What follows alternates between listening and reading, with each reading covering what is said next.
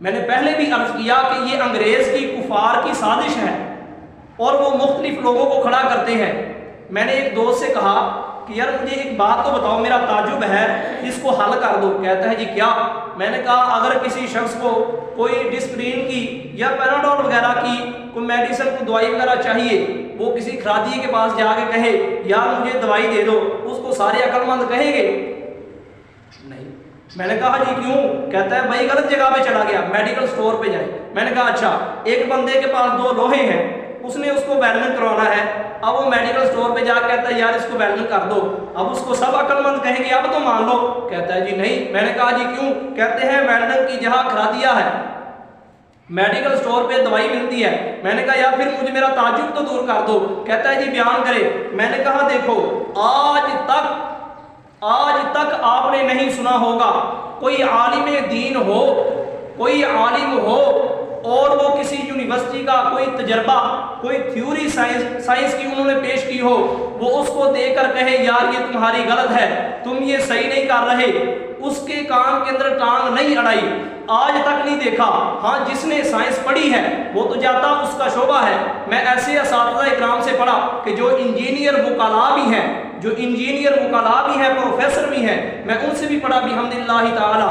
اچھا اب جب میں نے تعجب کیا، میں نے کہا یار جب ایک شعبے کا بندہ دوسرے کو جا کے تنگ کرے اسے بے وقوف کہتے ہیں، تو میں نے کہا جب میڈیکل سٹور پہ ایک ڈاکٹر اچھا لگتا ہے، کہتا ہے جی بالکل، خراد والی مشین پہ ایک خرادیا اچھا لگتا ہے، کہتا ہے جی بالکل، ایک آرے پہ جو لکڑیاں کاٹنے والا بنانے والا چیزیں بڑھائی جسے کہتے ہیں وہ اچھا لگتا ہے، ایک گاڑی پہ ڈرائیور اچھا لگتا ہے، کہتا ہے بالکل، ایک چکی پہ چکی پیسنے والا اچھا لگتا ہے۔ میں نے کہا اس پہ تعجب تو نہیں؟ کہتا ہے نہیں تعجب کی بات نہیں۔ تو میں نے کہا یار دین سستا رہ گیا۔ میرے استاد محترم کے پاس ایک شخص کا فون آیا، وہ کرنل تھے فوج کے، میرے سامنے کی بات ہے، جب وہ کہنے لگے، استاد جی نے پوچھا بھائی کیا کرتے ہو؟ کہتے ہیں جی میں فوج سے ریٹائرڈ ہو گیا۔ کہا اب مصروفیت کیا ہے؟ کہتے ہیں میں فوج سے ریٹائرڈ ہو گیا، اب دل کیا ہے کہ قرآن پاک کی تفسیر لکھوں۔ بھائی کرنل اور قرآن پاک کی تفسیر، یقین جانے ہم نے ابھی تک اساتذہ اکرام کی جوتیاں اٹھائی، الحمد شریف کا ترجمہ صحیح کرنا نہیں آ رہا، یہ ساری زندگی فوج میں جب عقل سے فارغ ہوا گھر میں آ کے بیٹھ گیا، انہوں نے وہاں سے نکال کر گھر بھیج دیا، کہا بھائی تمہارا خرچہ دے دیں گے، ہمارا دماغ خراب نہ کرو۔ جب گھر کے اندر بھیج دیا پھر کہتا ہے میں قرآن پاک کی تفسیر لکھتا ہوں۔ یہ عجیب بات ہے بھائی۔ پھر ہم نے دیکھا، میں ایک دن انٹرنیٹ پہ مجھے ایک ساتھی نے ویڈیو دکھائی، وہ شخص کہہ رہے ہیں، کہتے ہیں بھائی یہ شراب کی جو حد ہے 40 کوڑے، یہ غلط ہے۔ میں نے کہا جی یہ شخص کون ہے؟ کہتے ہیں اس کا نام ڈاکٹر جوید احمد غامدی ہے۔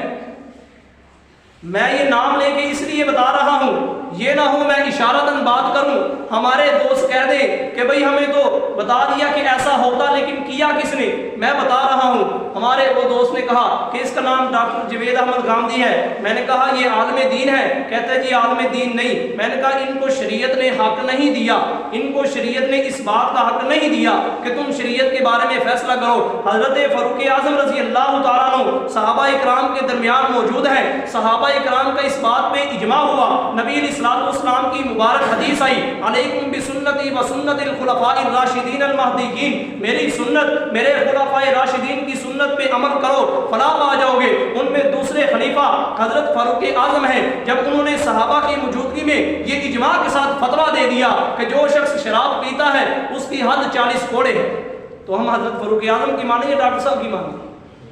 ہم تو ان کی مانیں گے بھائی، ہم تو ان کی مان کر چلیں گے، تبھی تو کامیابی ہوگی۔ پھر ایک شخص کی بات سنی، میں نے کہا جی یہ کون ہے؟ کہتے ہیں جی یہ کوئی انجینئر صاحب ہے۔ میں نے کہا عجیب بات ہے، یہ عالم دین ہے؟ کہتے ہیں جی۔ جب ساری باتیں ہو گئی انہوں نے کافی پیش کر دیے، کافی پیش کرنے کے بعد میں نے کہا یار مجھے ایک اور بات پہ تعجب ہے۔ کہتے ہیں جی آپ کو تعجب ہی تعجب ہے۔ میں نے کہا فتنوں کا دور ہے، تعجب تو ہوں گے، ہم نے تو انشاءاللہ حق حق باطل باطل کر کے دکھانا ہے۔